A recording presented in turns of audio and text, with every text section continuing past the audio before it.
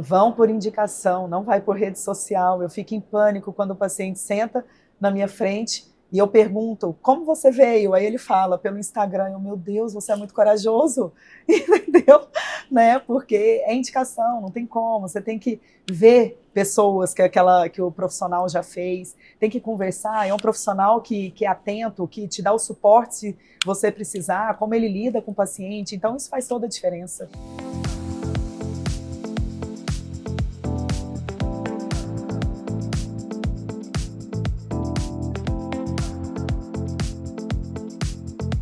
E antes de começar o episódio de hoje, eu quero apresentar e agradecer com muito carinho os nossos patrocinadores, que acreditaram nesse projeto desde o início e tornaram o consultório aberto ainda mais especial. A começar pela Cerrado Chic, uma loja que eu simplesmente amo. Com curadoria impecável em peças de decoração, móveis e itens exclusivos. Foi a Cerrado Chic que assinou toda a ambientação do nosso cenário. Com bom gosto, originalidade e aquele toque que faz toda a diferença.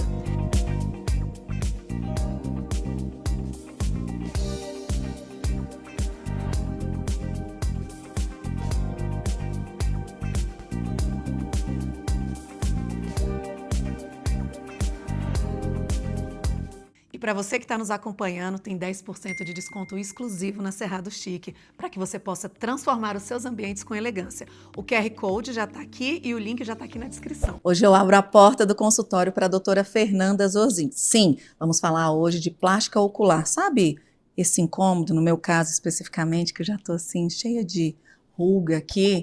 Então, ela faz cirurgia plástica ocular e vai nos contar, inclusive, se todo mundo pode fazer, se existe o tempo certo, se tem a ver com a idade, se é só uma cirurgia estética, não é isso? Isso mesmo.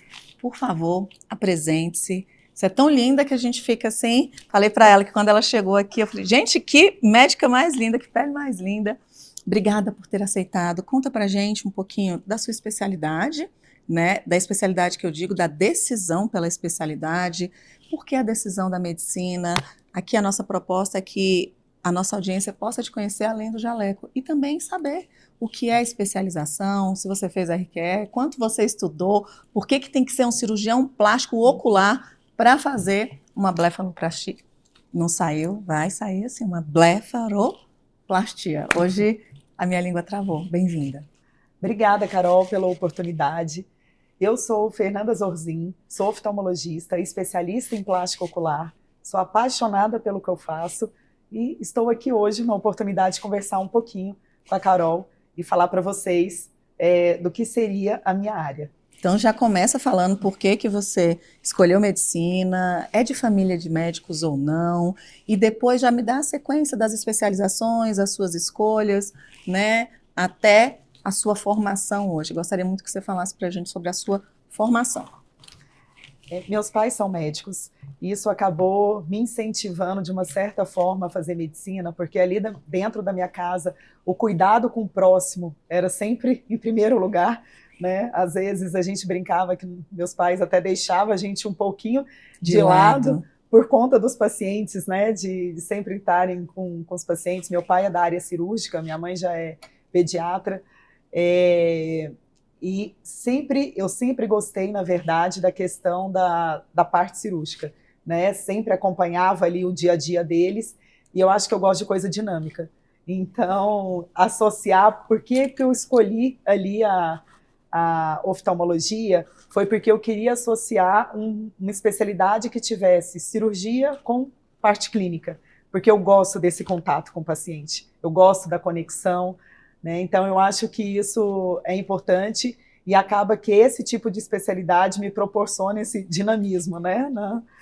Fernanda, o oftalmologista, ele se forma em oftalmologia e depois ali é que você escolhe se vai se especializar em catarata, se vai se especializar. Explica para a gente um pouquinho e também a sua decisão pela plástica. Tá. Então, quando a gente se forma, a gente teoricamente presta uma prova de residência, né? Onde que a gente escolhe a especialidade, que no meu caso foi oftalmologia, e eu acabei passando fora, né? Eu tinha feito faculdade aqui em Brasília, mas prestei residência na USP de Ribeirão Preto e acabei passando lá, que para mim foi uma escola maravilhosa. A oftalmologia é muito forte lá, muita pesquisa, né? Os professores que são os docentes são dedicação exclusiva, então estão o tempo inteiro com a gente lá e o serviço realmente funciona. E acabou que então a gente faz a residência médica em oftalmologia, que são 3 anos de especialização, e depois a gente escolhe dentro qual área que a gente vai querer ali fazer dentro da oftalmologia. E eu acabei optando pela plástica ocular, porque quando eu cheguei lá e teoricamente comecei a ver o meu professor, né, que era da plástica, é um docente muito presente ali no nosso convívio, então eu comecei a acompanhar eles na cirurgia e simplesmente fiquei apaixonada por aquilo, né? Sempre gostei um pouco da parte estética, então por envolver também a estética, acabou me motivando também. E depois a subespecialização, que foi em plástica ocular, eu fiz mais 1 ano. Então, ao total, foram 6 anos de medicina, mais 3 anos de oftalmologia, mais 1 ano de plástica ocular. E o que é esse fellow que você também teve a oportunidade de fazer? Imagino que na USP também, não é isso? Isso, também. É diferente de uma especialização? Na verdade, o fellow, que a gente chama de fellowship, é o que continua após a residência médica ali em oftalmologia, porque teoricamente quando você faz a residência, você está apto para fazer tudo. Então, que seja cirurgia de catarata, estrabismo, retina, pterígio, enfim, várias cirurgias ali dentro da oftalmologia. Mas acaba que o fellow é para você conseguir se subespecializar naquilo, entendeu? Ficar mais voltada para aquela área, isso, mais profundo, e ficar durante aquele tempo estudando só aquela região. Entendi. E aí só aquele tipo de procedimento. E no seu caso foi a plástica? Foi a plástica ocular. Exato. Você trouxe uma informação que eu não sabia. Quer dizer que quando você termina ali a sua residência em oftalmo, a partir dali todo oftalmo, então, ele é cirurgião? Exato, todo oftalmo ele é cirurgião, mas isso é uma opção dele, né? Porque tem oftalmologistas que não gostam da parte cirúrgica e vão ficar fazendo consultas de rotina ali, de prescrição de óculos e tudo, e tá tudo bem. Doenças, né? vê o que tem e encaminha para outro profissional. Exato, para quem opera, mas teoricamente todo mundo que faz oftalmologia na residência médica, ele já é capacitado para poder realizar cirurgias oftalmológicas. Legal. São poucas, né, as especialidades que você sai clínico e cirurgião. E cirurgião. Né, agora que eu me toquei, que eu acho que eu não tinha ainda aterrissado para essa, que todo oftalmo, ele é apto, ele é cirurgião. Isso, como o otorrino é também. Sim. Né? Só que aí se subdivide também, como você falou, né? Aí, exato. Aí o otorrino fica o que faz nariz, o que faz... cabeça, né? E pescoço. O que faz ouvido. Sim. Né? Fernanda, quando é que o paciente começa a perceber alguma mudança no olhar e esse é o momento ali para começar a procurar, né, um especialista para fazer uma bléfara? Eu vou te compartilhar, no meu caso, a minha mãe operou, por isso eu soube que tem, né, bléfaro, mas eu, na pandemia, eu acho que me vendo muito, eu comecei a dar os cursos, fazer as palestras ali online, percebi que meu olho estava mais fechado, o olhar estava cansado. À época, eu estava ali com já mais de 40, mas não era nada assim que caía, só que eu sentia que meu olho estava pequenininho. Certo. Então, esse foi o meu tempo. Normalmente, como que acontece? Então, tem alguns queixas e sinais que fazem com que o paciente acaba te procurando em busca de uma blefaroplastia. Isso independente da idade.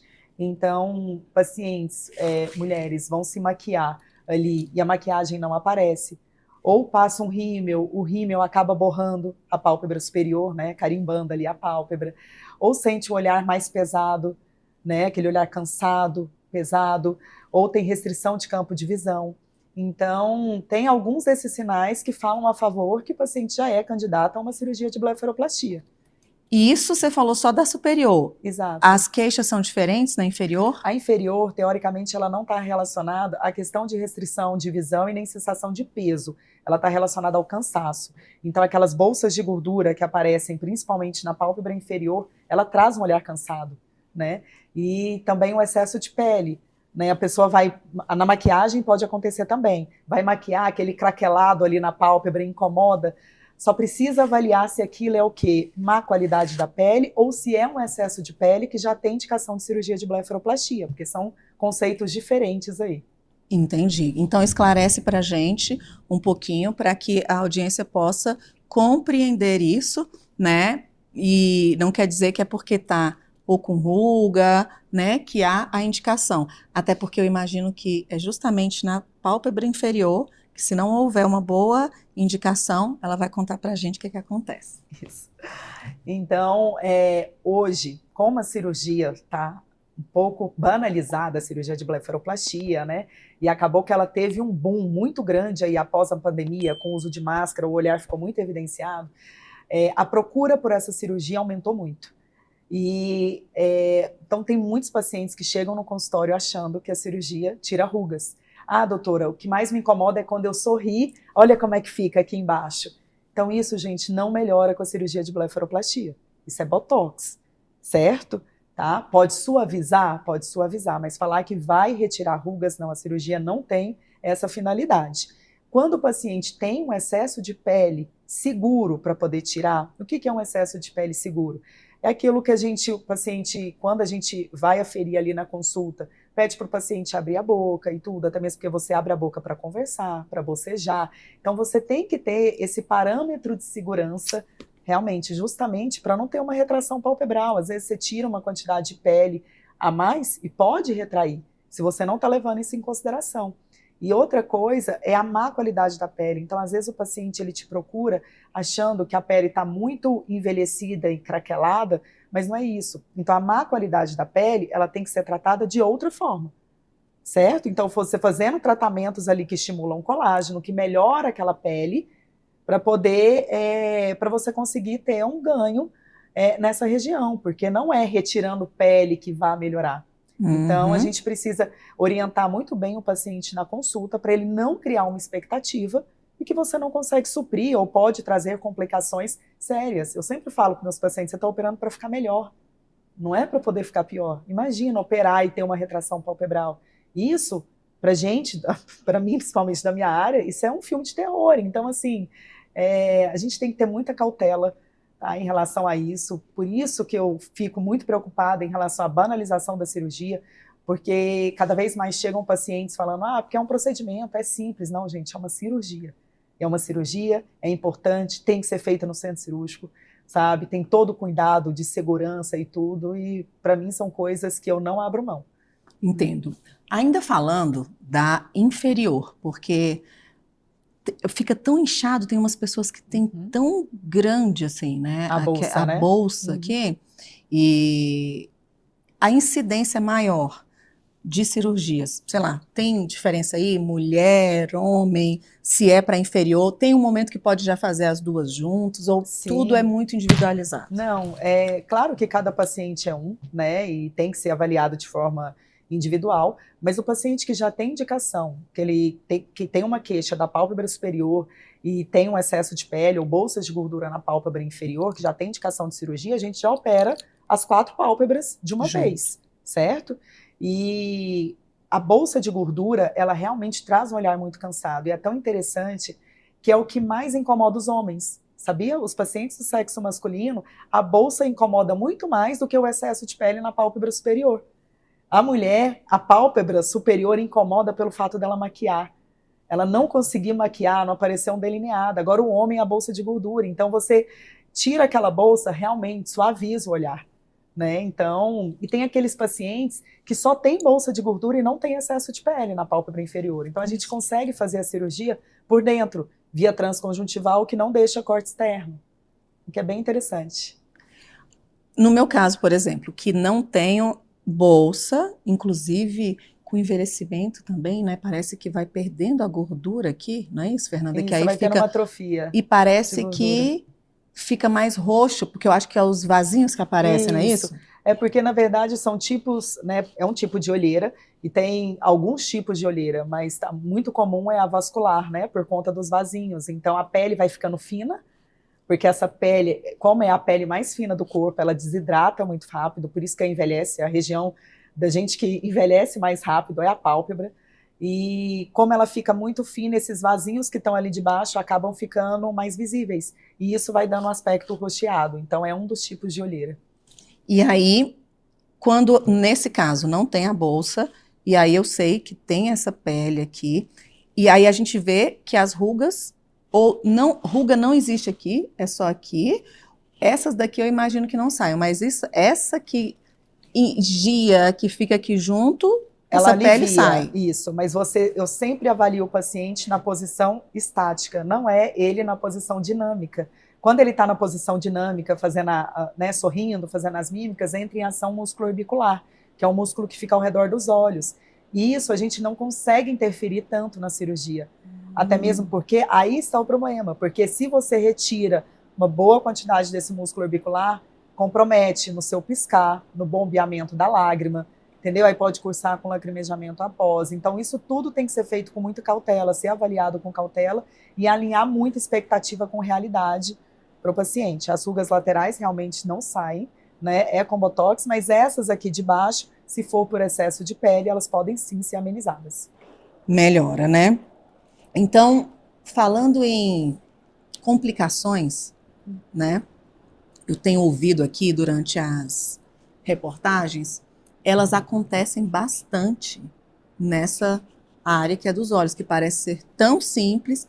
Além dessa complicação do olho ficar aberto, o que mais pode acontecer se essas pessoas estiverem aí fazendo, né, escolherem fazer no próprio consultório? Porque eu já tenho visto fotos das pessoas, só marca ali, é no consultório mesmo e já vai para casa.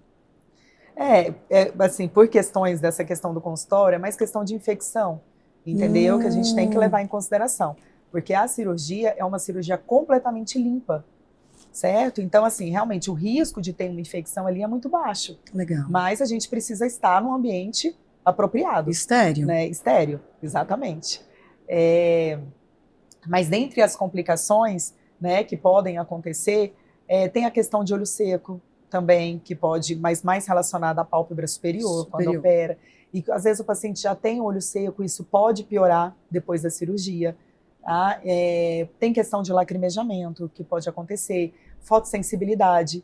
E isso foi uma coisa que eu senti, como paciente, porque eu já operei, já fiz a minha pálpebra, eu como paciente senti muito, que foi a fotossensibilidade. Então eu nunca tive que usar um óculos de sol depois que eu operei, eu sou dependente dele, certo? Quando está num ambiente mais claro. Então, são coisas que podem acontecer e que pode estar relacionado à cirurgia e que deve ser orientado para o paciente ali. E o ectrópio é quando tem essa, né, a pálpebra virada para fora, né? Ele realmente é uma complicação. Pode ser pelo fato tanto de retirar muita pele da pálpebra inferior, ou pode ser de um processo cicatricial exacerbado do paciente, que ele cria uma lamela, que é chamada lamela média, e essa lamela, quando ela cria ali, ela acaba evertendo a pálpebra, entendeu? Tá todo mundo sujeito, mas assim, graças a Deus, é coisa rara de acontecer. E se porventura acontecer essa questão da lamela que eu estou falando, coisas que a gente intervém depois com medicações e tudo, que não precisa e nem deve voltar para a sala cirúrgica. É como se fosse uma queloide na pálpebra. Exato, é mais ou menos isso. Pesa uma queloide interna. Uau, né? É por dentro. É, por dentro. Entendi. E se isso acontecer, tem como reverter? Não só essa, mas aqui. Se for um ectrópio por uma retirada de um excesso a mais de pele, aí a conduta é enxerto de pele, na grande maioria das vezes, ou um sulf lifting para levantar um pouquinho essa região para dar sustentação. Aí cada caso tem que ser avaliado para ver qual seria a melhor indicação. Ou seja, é possível evitar? Com certeza, graças a Deus, complicações que podem ser evitadas. Agora, pensando em como evitar, qual o critério que você utilizou para escolher o médico que foi fazer a sua cirurgia? Eu falo, eu como cirurgiã, e quando eu decidi operar, já tinha 10 anos que eu fazia isso, né?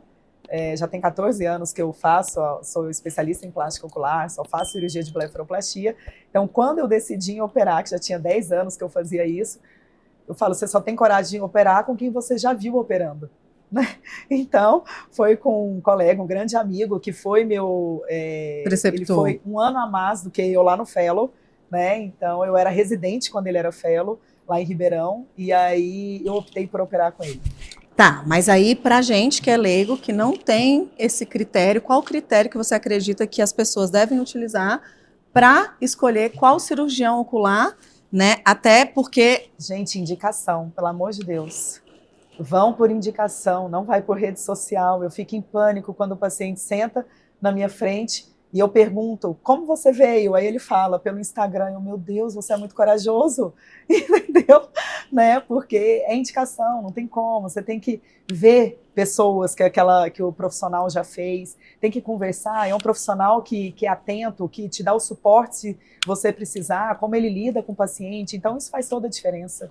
Você falou um pouco sobre as expectativas, né? No caso aqui, a gente falou de ruga. Tem algo mais que é uma expectativa irreal que não vai ser resolvido com blefaroplastia? Tem. Hoje os pacientes chegam no consultório achando que vai melhorar o bigode chinês com a blefaroplastia.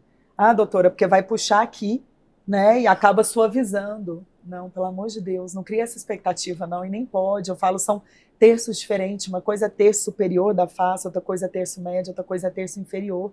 Se você quer suavizar isso, vá para um lifting, vá para uma outra coisa, mas não uma blefaroplastia, não condiz. Esse terço palpebral, esse terço médio e o inferior é pesado, ele não sustenta a região palpebral, aí está o risco de retração palpebral. Então, cuidado com promessas ou o que vocês escutam por aí. Tem que ter cautela. Essa eu ainda não tinha ouvido. Gente, tem de tudo. Tem de tudo. O que garante, Fernanda, uma cirurgia segura na sua percepção? Para uma cirurgia segura, é necessário ter uma boa indicação, escolher bem o profissional. Para mim, estar dentro de um centro cirúrgico, fazer com o anestesista que está ali te monitorizando o tempo inteiro, né, controlando a sua ansiedade, porque faz parte, né? Todo mundo chega ansioso ali. É uma cirurgia no rosto que traz insegurança. E cuidados no pós-operatório. Então, o paciente ele tem que entender que ele precisa se cuidar no pós-operatório, ele precisa de repouso, ele precisa fazer o que é orientado pelo profissional. Isso é muito importante. Como eu te disse, como é uma cirurgia que acaba sendo banalizada pelo fato, é simples, é tudo. Então, o paciente acha que às vezes ele não precisa se cuidar. E aí está o grande problema, porque incha mais do que deveria inchar, né? Fica mais roxo do que deveria ficar. E enfim, pode ter risco de deiscência de ferida operatória, a ferida soltar o ponto se ele não cuidar direito, né? Cuidado com o sol, enfim, tem várias coisas que tem que ser levada em consideração para fazer parte desse contexto da cirurgia segura. Então, ela vai desde a indicação até o papel do paciente ali no cuidado pós-operatório. Sensacional. Ainda, já que a gente falou no pós-operatório, como é que é o pós-operatório, né? Para quem está pensando aí em operar, quanto tempo vai ficar, quando é que volta para o trabalho, e tem uso de medicamentos, sol, sexo, enfim, como é? Eu peço muito repouso nos 3 primeiros dias após a cirurgia, para poder fazer bastante compressa gelada, que isso é determinante para boa recuperação. Tem sim os colírios que são prescritos, né? Eu gosto de passar também uma pomada no local dos pontos, remédios também para tomar, que ajuda nesse processo de recuperação. Retorno ao trabalho, eu pergunto muito para o paciente com o que ele trabalha para eu conseguir orientar ele melhor. Então, tem gente que faz home office, consegue voltar para o trabalho mais precocemente, ali com 4 dias, teoricamente já consegue voltar sem estar muito exposto ali, porque não vai querer estar exposto, porque esteticamente não vai estar legal, né? Mas e pessoas que se expõem mais ao público ou que querem retornar ao trabalho quando já estiver muito melhor, aí 15 dias seria o ideal. Volta, né? Já bonitinho. Pelo menos pelo fato de ser mulher, já conseguir disfarçar, né? De já poder passar uma maquiagem, um corretivo, um filtro solar com cor, né? Que já ajuda e já não está tão mais inchado, né? E já consegue disfarçar o rosto dessa forma. Atividade física, libero ali com mais ou menos uns 10, 15 dias, depende da atividade física. Se for atividade física ao sol, aí eu peço para esperar um pouquinho mais. que tenha contato como luta, ou que envolva bola. Eu também peço um tempinho, pelo menos um mês. Com quanto tempo tá perfeitinho, tá ali coladinho e você já vê o resultado final? Porque dizem que plástica é depois de 6 meses. É isso. Mas e na blefaro? Eu vou te falar que ali com mais ou menos uns 15 dias você já vai ver nossa, fez uma diferença. Mas os tecidos, eles precisam se acomodar, né? Então, eu falo para os meus pacientes sempre, a cirurgia ela é uma com 10 dias, ela é outra com 1 mês, ela é outra com 3 meses e outra com 6 meses. Então, normalmente, 6 meses é quando a gente tem o resultado ali daquela blefaroplastia, que quando a cicatriz já está ficando mais imperceptível, e a gente já consegue ter uma previsibilidade maior do resultado. Maravilha. Como é que é a jornada do cliente com você, Fernanda? Eu entro em contato, faço a cirurgia, né? O que ali se define, em quanto tempo, né, para quem tiver ou não essa indicação, esse processo, né, funciona? Ou você faz, como é que fala, gente? Consulta online ou não dá no seu caso? Como é que é? Tem muitos pacientes que procuram, que moram fora ou fora do país, tem muito isso, né? Principalmente fora do país, que querem, quando estão aqui no Brasil, já querem resolver tudo, né? Nesses pacientes, eu realizo sim consulta online, mas eu preciso ver esse paciente de forma presencial antes da cirurgia. Então, eu realizo a consulta online, deixo tudo preparado, ele já vem com os exames todos prontos, a cirurgia agendada. 1 dia, 2 dias antes da cirurgia, ele passa no meu consultório para a gente poder estar alinhando tudo direitinho. Certo? E ali, quando eu retiro os pontos, que varia por volta de mais ou menos uns 7 a 12 dias, ele já pode retornar para a cidade de origem, para o país de origem, e a gente passa a fazer um acompanhamento de forma online do pós-operatório. Maravilha. Repete de novo, por favor, quanto tempo, né, para a retirada dos pontos, e aí a partir daí ele não precisa te ver mais. E outra coisa que eu gostaria de você falar também, esclarecer, que exames são esses? Para uma cirurgia que supostamente é menor, precisa daquela questão de risco cirúrgico, de tudo isso? Explica para a gente. Precisa sim, precisa de exames de sangue e o risco cirúrgico por conta até mesmo da sedação, né? Então, imagina que o anestesista ele não te conhece, ele está te conhecendo ali no momento da cirurgia, ele precisa pelo menos saber como você está, como está seu coração, como você está da sua saúde. Então é muito importante, mas não são todos os pacientes, isso varia com a faixa etária. Hein? Pacientes abaixo de 40 anos, teoricamente não tem necessidade do risco cirúrgico, apenas dos exames de sangue e da consulta pré-anestésica. Pacientes acima de 40 anos, o anestesista já exige que tenha um risco cirúrgico, uma avaliação cardiológica.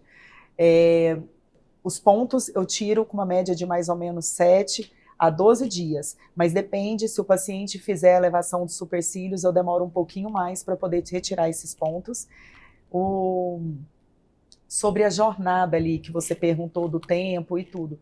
Então, o paciente, quando ele agenda a consulta comigo, ele vai passar na consulta. Na primeira consulta, a gente já tenta alinhar o máximo possível das dúvidas, dos exames, já deixar uma data mais ou menos organizada. Depois ele retorna comigo, mostra os exames para a gente poder ter um outro contato antes da cirurgia e depois eu encontro com ele na cirurgia.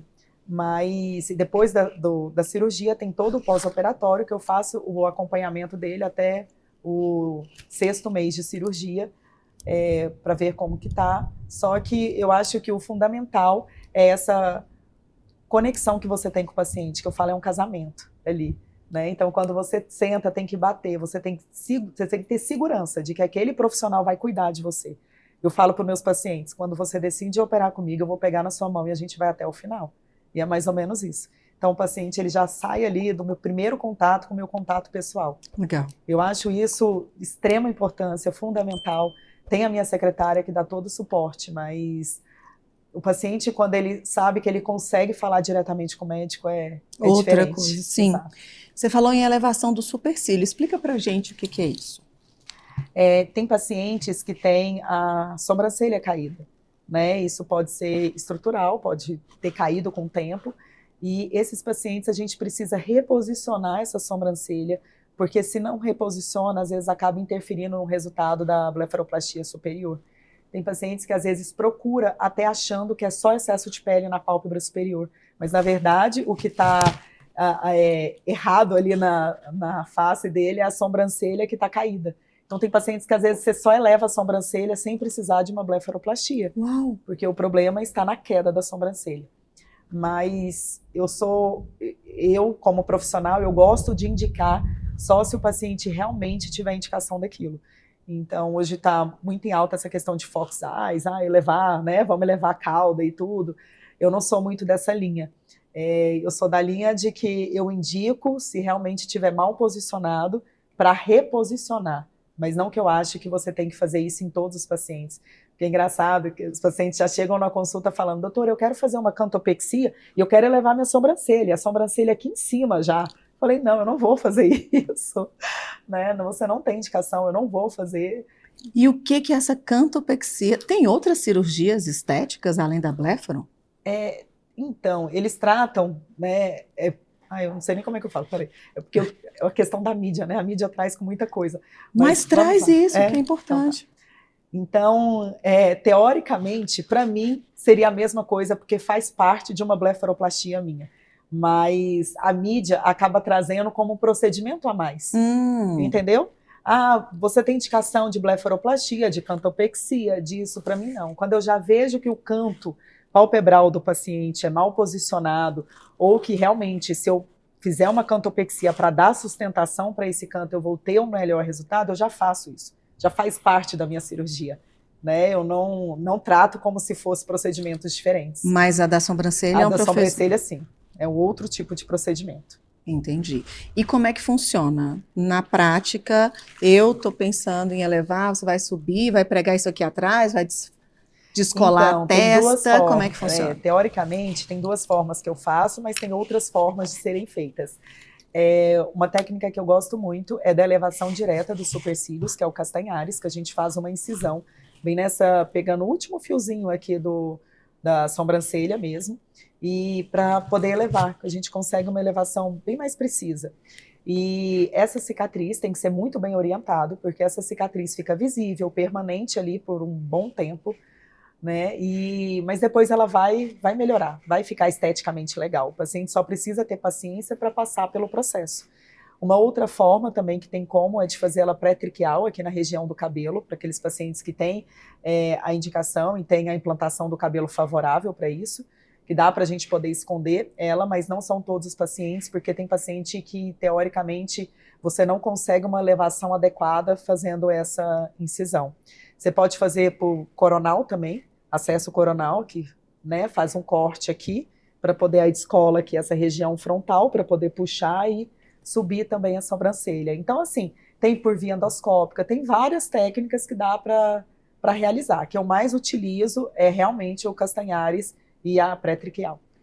Agora, quando você me fala isso, meio que eu não consigo compreender, porque se eu puxo, ela já está em cima. No meu caso, minha sobrancelha é bem alta. Bem alta. Como que vai? Porque ela vai vir para cá. Então, é por isso que eu tô te falando, tem que ter indicação. Mas, se não pode acontecer, por exemplo, porque mesmo eu tendo feito a bléfaro, a gente vai continuar envelhecendo. Isso. Bléfaro faz mais de uma vez, Fernanda? Faz sim. É uma cirurgia que pode ser feita mais de uma vez. Então, suponhamos ali que você opera na faixa de uns 30 anos, hoje está um pouco diferente do que era antigamente. Antigamente, uma cirurgia dessa tinha uma durabilidade aí de uns 5, 10 anos.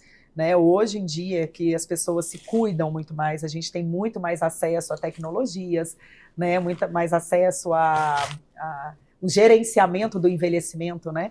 Então, essa cirurgia ela tem uma durabilidade muito maior, hoje às vezes de 20 anos, enfim. Então, mas é uma cirurgia que pode ser feita mais de uma vez, sim. Porque eu sinto ainda, justamente por causa do que a gente estava até falando, né? Desse ossinho que é mais proeminente, mas que se suspendesse um pouco, agora se colocar ela mais suspensa, tanto que foi com... Quem foi uma médica, gente? Minha sobrancelha era aquela da micropigmentação desde muito cedo, porque eu tenho pouquíssimo pelo, tá vendo? Tô vendo. E aí ela era arqueada, então eu acho que por ser já alto, aí a médica me mostrou, aí que eu fui perceber, porque eu achava que era lindo, né? Gente, é muito em cima. Então, nesse caso, nunca vai ser elevando aí, eu não vou conseguir fazer esse olhar abrir mais. Não, não acho. E nem acho que seu olhar deve abrir mais. Eu acho que ele tá. Acho tão bonito aqueles olhos grandes assim. Meu não é, eu acho pequeno o olho. Não, não é. Tá lindo, de verdade. Então vamos lá. Doutora, além de tudo que a gente trouxe, né, de tudo que você falou, tem algo mais? A gente falou dos procedimentos, né? Então é blefaro e suspensão. Não tem outra coisa que hoje você realiza ou tem Então, alguma novidade aí? de cirurgia, teoricamente, sim. Né? Mas tem procedimentos que a gente realiza ali para melhora da qualidade da pele, aquilo que eu estava falando, né? Então, por exemplo, tem pacientes que têm excesso de pele e má qualidade da pele. Tem pacientes que só têm excesso de pele e tem pacientes que só têm má qualidade da pele. Né? Então, por isso que a gente precisa avaliar direitinho para saber a melhor indicação. Mas suponhamos, hoje tem como a gente associar um laser de CO2 ou um peeling, ou uma radiofrequência, ali no momento da cirurgia mesmo, para ajudar no estímulo de colágeno e ajudar a melhorar a qualidade da pele nessa região. Porque independente de cirurgia, continuar com o cuidado da pele é imprescindível, né? Imprescindível. Então hoje preza-se muito por isso, pelo gerenciamento do envelhecimento. A gente tem muito acesso hoje, muitas tecnologias, né, e bem bacanas, e o segredo é esse. Eu acho que é injetar menos, tentar trazer a mais naturalidade, né? Estou falando do rosto em si, do olhar, então nem se fale, de uma forma mais natural possível, injetar menos e tentar cuidar mais dessa questão do envelhecimento da pele, né? Gerenciando isso. Você acabou de trazer um ponto importante, não estava nem na minha pauta. É correto injetar para que, né, cuide-se ali da olheira, porque eu já tenho ouvido falar que não é um local que se pode injetar, que pode gerar muito problema. Você, enquanto plástica ocular, o que é ou não indicado na sua percepção? Eu nunca injetaria produto nenhum na minha pálpebra inferior, a não ser um botox, que eu faço pontos de microbotox para casos específicos, mas caso contrário, preenchedor, eu, Fernanda, não injetaria em mim. Certo? E quando você vai fazer a blefaroplastia, você pede um exame de ultrassonografia, por exemplo, para que serve, o que vai respaldar só a mim, a você, como é? Eu sempre pergunto para o paciente se ele já fez algum procedimento ali naquela região. Quando ele fala para mim que tem um preenchedor, mas fala, doutora, já faz muito tempo que eu fiz. Mesmo assim, eu gosto de pedir um ultrassom dermatológico, porque ele acha que foi um preenchedor, pode ser que tenha sido um outro produto que a gente não saiba, que isso pode acabar comprometendo no resultado da cirurgia. Né? Tem produtos que ficam ali por muito tempo, que fazem fibrose. Então, quando você vai operar, a cirurgia é muito mais complexa, tem um risco maior de complicação. Então, tudo isso tem que ser levado em consideração. Então, eu pedindo um ultrassom dermatológico está me respaldando e está respaldando o próprio paciente pela segurança dele de ter um pós-operatório mais tranquilo. Então, você só não vai pedir se de fato essa pessoa afirmar que nunca fez nada. Fazendo, é importante saber, porque a gente também, muitas vezes aqui, quando eu estou gerando essas informações, como você saber se aquele é um botox? Porque às vezes a pessoa não conhece, né? Tem médico que vem e te mostra, fala o que é aquilo, mas tem muita gente que não, né? E na verdade é porque às vezes ele colocou aquilo na cabeça, né? Sei lá, ele escutou aquilo e que nem foi o que o médico falou. Entendeu? E infelizmente tem profissionais e profissionais, então tem profissionais que falam que colocam uma coisa e colocam outra, né? A gente nunca sabe. Então, para mim, é imprescindível pedir ultrassom dermatológico para avaliar essa região antes da cirurgia. Fernanda, para quem está te ouvindo, né, e aqui te conhecendo hoje, no crivo de fazer uma escolha de uma profissional, qual o seu diferencial? Ai, gente, o cuidado com meus pacientes. Quem é meu paciente pode falar, por isso que eu falo, a maioria dos meus pacientes são indicação, graças a Deus. Eu tenho um cuidado muito especial com meus pacientes, ainda mais que eu já passei. Eu sempre falo para eles, eu já sentei aonde você está sentado aí na minha frente, eu já fui paciente, já fiz essa cirurgia.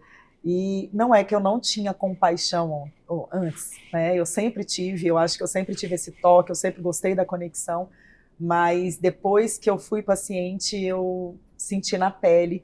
O meu pós-operatório foi um pós-operatório assim, um pouco mais prolongado, e eu falo graças a Deus, que Deus foi maravilhoso quando fez isso comigo, entendeu? Porque precisou controlar a minha ansiedade. Uau. Imagina, eu falo para eles, imagina o que não deve passar na cabeça de vocês. Se eu já fazia esse procedimento há 10 anos, já sabia o que acontecia, eu fiquei ansiosa, né? Porque minha cicatriz demorou para poder clarear, e porque o roxo demorou mais tempo. Imagina vocês. Um inchaço. Um inchaço. Então, assim, eu falo, eu sou uma outra profissional hoje, de verdade.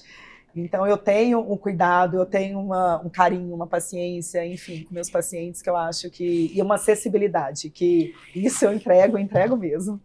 E você acredita que ali a técnica, ser mulher, ser mais delicada, faça diferença? Ah, eu acho.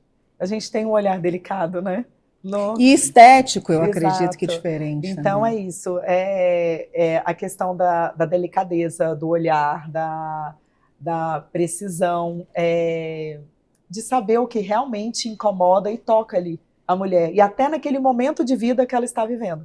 Que seja maternidade, né, pós-maternidade, que seja um climatério, que seja, né, enfim, já na fase idosa ali, como avó, como...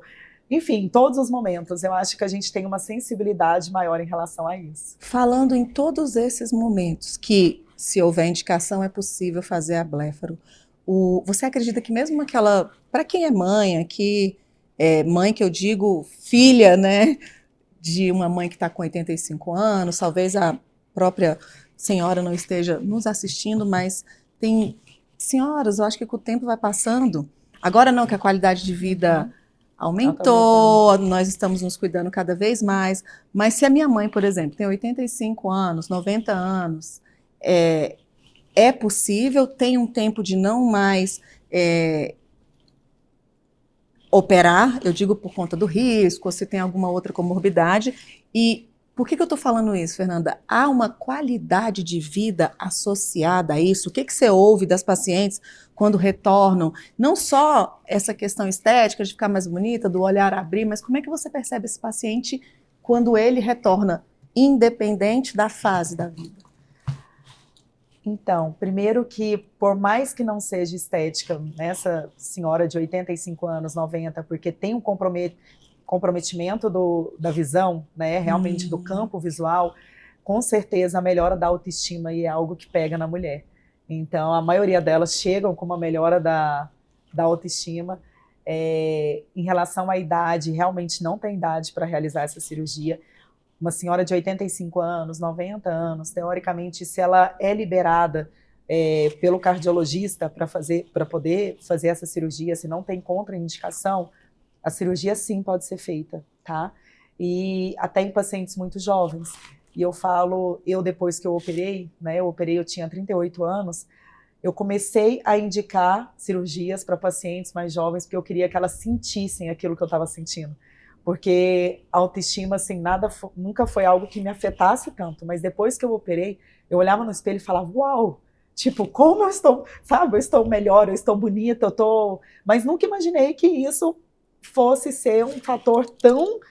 que me tocasse tanto, porque eu operei porque eu sentia um peso nos olhos. A sensação que eu tinha era assim, eu acordava, parecia que eu não tinha dormido nada.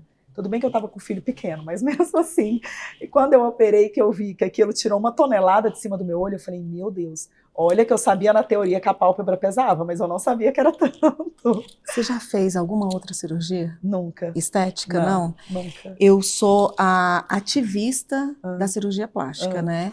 Podem até me colocar aí, utilizar esse termo, e sabe por quê? A mulher, ela sempre é criticada, se ela tá feia, vão falar. Se ela se cuida e faz a cirurgia plástica, vão falar. Né? O tempo todo tem algo para jogar a culpa, uma responsabilidade ou algo que possa ser, como é que fala? Se dá algum problema. Também você não tinha problema, foi procurar e você acha que tudo é vaidade, ou seja, nos podando de nos sentirmos melhor. Eu fiz a bléfaro, né, assim como você, e é isso. Parece que assim, é um sentimento tão importante, faz tão bem. Você viu que até o seu olhar, ao compartilhar isso, porque só a gente sabe o resultado. E muitas vezes não tem a ver somente com a estética, com estar mais bonita para o outro, mas é pra gente, né? Exatamente. É Você isso. imagina, eu me lembro que quando eu coloquei silicone, né? Você não vai achar agora, porque agora eu já tirei. Mas quando eu coloquei lá atrás, que eu tinha tido filho, e não tinha mais o colo, né? E eu tomei essa decisão e fiz. Gente, o peito, de novo, essa questão do peito para a mulher é tão, tão importante. Eu imagino para quem tem seios enormes e retira. Então, aquilo fez tanta diferença e faz tanta diferença. Isso traz, não é só beleza, não é para alguém que está carente ou não vai transformar a sua vida, principalmente se você saiu de um divórcio ou alguma situação que você sai querendo. Agora, quando você faz algo por você, porque, nossa, foi maravilhoso aquilo. Parecia até que eu nunca tinha tido peito. Aí agora, olha a outra história. Os anos passam, Carol, agora eu tive uma contratura e eu tive que aguardar aí uns 3 anos devido a um monte de fatores para conseguir fazer. Eu fiz em dezembro a cirurgia. Como eu coloquei o silicone, engordei bastante. Teve fertilização, teve isso, teve aquilo. Eu fiquei com o peito muito maior. Porque a gente vai engordando e a gordura do peito é desafiadora ali de sair, né? A primeira vez que eu coloquei, porque eu acho lindo, gola alta, camisa fechada. Só que você, quando tá com o peito grande, só pode colocar o decote V. Tudo fica muito exagerado na minha percepção. Tanto que agora eu coloco aqui, não acho que tá muito voluptuoso, porque realmente não tem tanto volume. Quando eu coloquei aquela camisa, eu falei, gente, que lindo! Então, é conosco, a cirurgia plástica vai além. Vai muito além. É de você olhar no espelho e falar, nossa, estou me reconhecendo. Não é isso? Não, porque vários pacientes chegam falando, nossa, doutora, eu não estou me reconhecendo mais, estou me achando tão cansada. Né? Meu olhar igual tá a mulher cansado, que tem... tá triste, não me representa. Isso. Então, você olhar no espelho e falar, pronto, voltei. É mais ou menos isso. É maravilhoso. E aí você fica aí criticando. Ou o problema não é nem quem critica, é você que ouve. Você tem que ter autoconhecimento, saber quem você é, o que você merece. Porque, poxa, falar que uma mãe, né, uma mulher mãe, que, poxa, uma gestação, 2, não está se sentindo bem, né? poxa, pelo amor de Deus. E ainda criticar. Para que você vai fazer isso? Você com os filhos aí, vai que morre. Ai, mas morrer, pelo menos foi tentando para ficar bonito, porque faz uma... Você imagina uma barriga totalmente caída sobre... E ela precisa todo dia se olhar e sentir satisfeita com aquilo, sendo que ela sabe que tem solução. E pode deprimir, Exato. Né? E é possível fazer-se de uma forma segura, planejada. Eu super apoio. Segura, planejada, com naturalidade. Isso. Né? Eu sempre falo uma coisa, Carol, que eu acho muito importante. Para mim, a cirurgia mais bonita é a cirurgia silenciosa. Aquela que as pessoas vão olhar e não vão saber que você fez. Né? E eu prezo muito por isso com os meus pacientes. Eu quero que todo mundo olhe para você e fale, nossa, você está bem, está descansada, mas não sabe dizer o que foi feito. Eu falei, pronto, essa cirurgia deu certo. Eu estou satisfeita, exato. Maravilha. Fernanda, além do que a gente falou, né, sobre cirurgia, tem algo mais que você quer acrescentar? Minha última pergunta para você é sobre o futuro aí, o que você ainda espera para sua carreira? Tem alguma coisa na área da docência ou algo que você faça e que gostaria que a nossa audiência ficasse aí sabendo? Eu já fiz uma transição, né, que foi ir para o consultório particular, né? Você era da secretaria? Não, eu fui do hospital universitário 9 anos, exonerei depois na licença maternidade da minha filha. Mas o que eu falo, atendia na clínica de alguém. Exato. Mas aí eu fui agora para o particular. E foi assim, um divisor de águas na minha vida. Mas... Por que eu não fiz antes, né? Exato, por que eu não fiz antes? Porque a insegurança vem, né? Com certeza. Mas enfim, não sei te falar, Carol, porque eu sou tão apaixonada pelo que eu faço. Eu acho que Deus já abençoou tanto o meu caminho que eu não sei te falar o que eu quero mais, sabe? Eu só queria, sei lá, continuar fazendo o que eu estou fazendo. Sabe, com respeito, responsabilidade, com segurança. Maravilha, eu acho que isso é sensacional, sabe? Porque nem todo mundo precisa estar buscando outra carreira, você pode estar muito satisfeita como está, fazendo o que você está fazendo, né?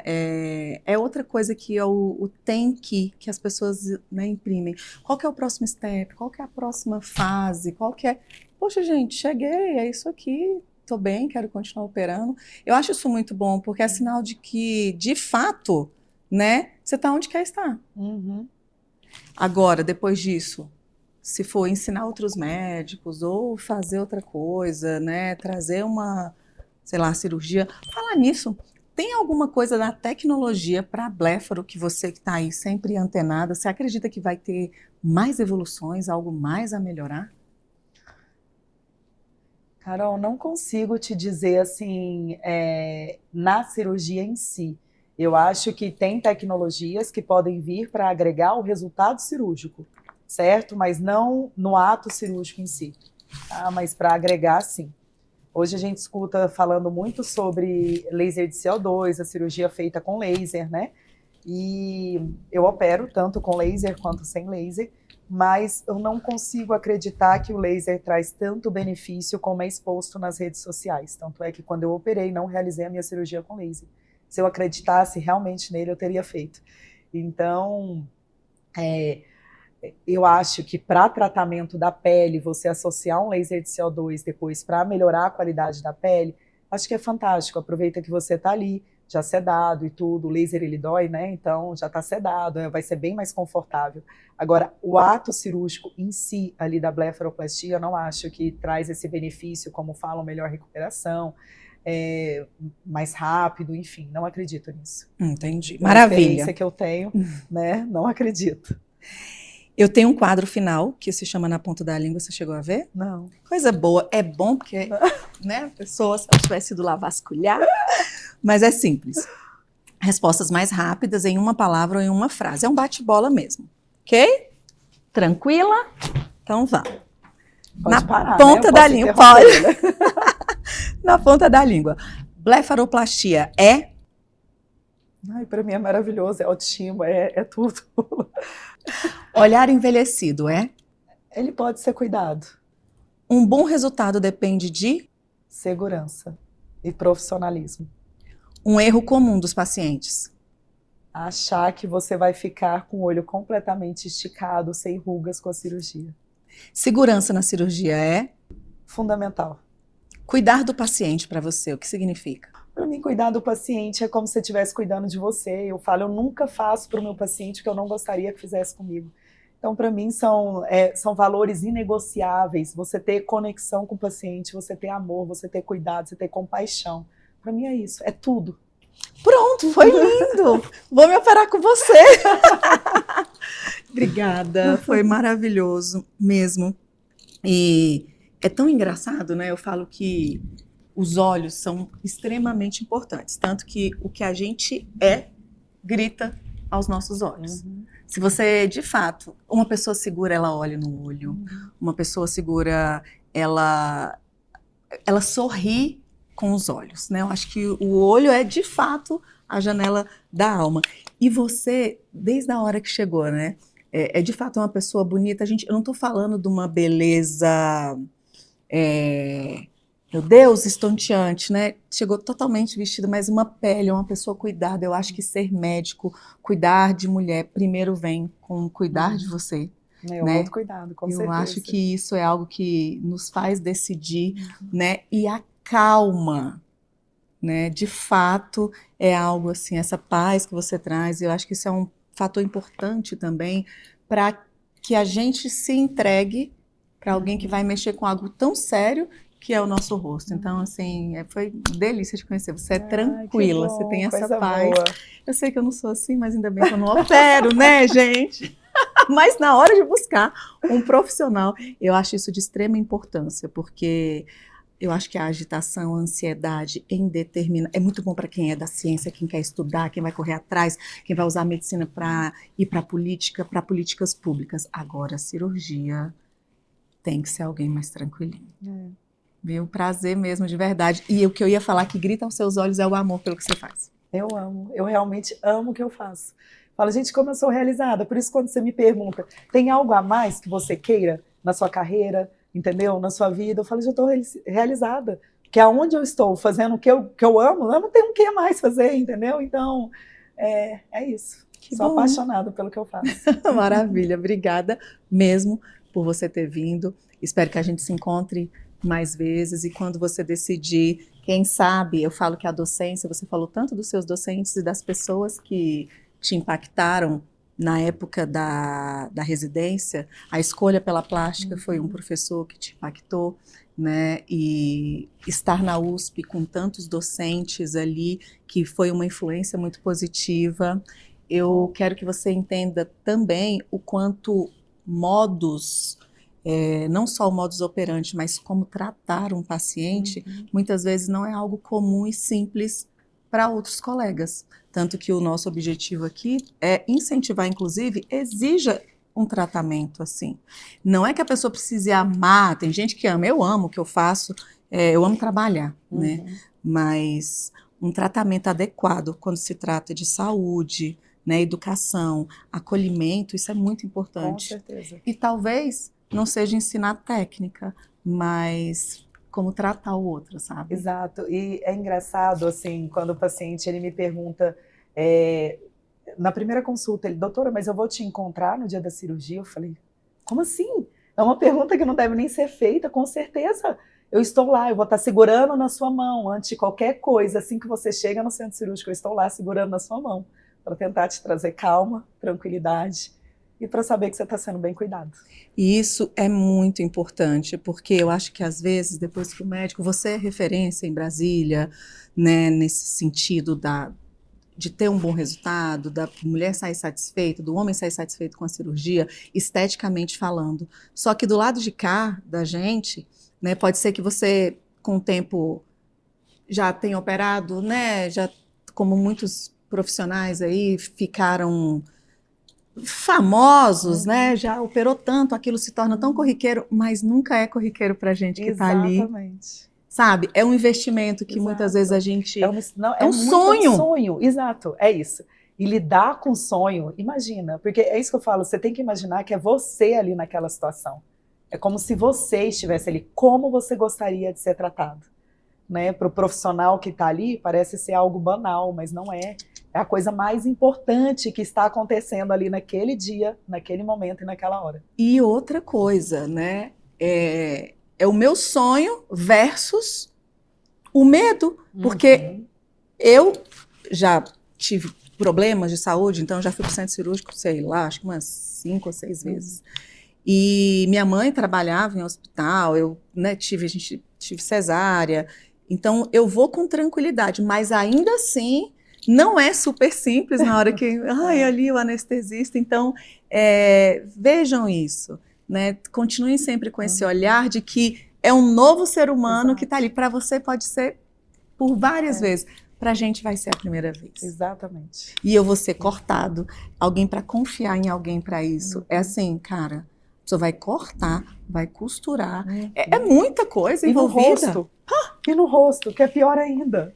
Então, que se der ruim, todo mundo vai ver, não dá para esconder. E é por isso, às vezes fala de valores, a gente não é valor, pelo amor de Deus. Entendeu? Não é valor. Né? É tudo, é o trato, é a segurança, é a empatia, é a confiança.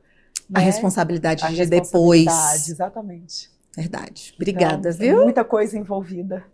E muito amor envolvido para continuar fazendo isso. Gente, espero que você compartilhe esse episódio. É muito importante que a gente distribua boas indicações. Quando você vê verdade em algo, indique isso. É muito melhor que a gente consiga ir ajudando as pessoas, né, comunicando de coisas boas, porque eu vou te falar, uma pessoa que passou por um profissional que, de fato, não é nenhum bom profissional, que só pensou em dinheiro, que ela teve algum problema, é alguém que vai estar do seu lado infeliz, chateado, né, amargurado. Então, aproveita, né, que conheceu bons médicos, que consegue referência, indica. Isso é muito importante, porque gente feliz não dá trabalho, pelo menos dá menos trabalho, né? Obrigada, viu? Até a próxima. Carol, eu que agradeço por tudo. E, como sempre, a gente vai deixar aqui na descrição como encontrar a doutora, toda a qualificação que ela tem, que é uma das premissas da condição sine qua non aqui do nosso programa, que é trazer qual a especialidade, né, o currículo desse profissional e o próprio profissional, podendo falar e responder todas as dúvidas que Se não são minhas, são suas. Se não são suas, eu vou arrumar a dúvida para a gente perguntar. E até o próximo Consultório Aberto.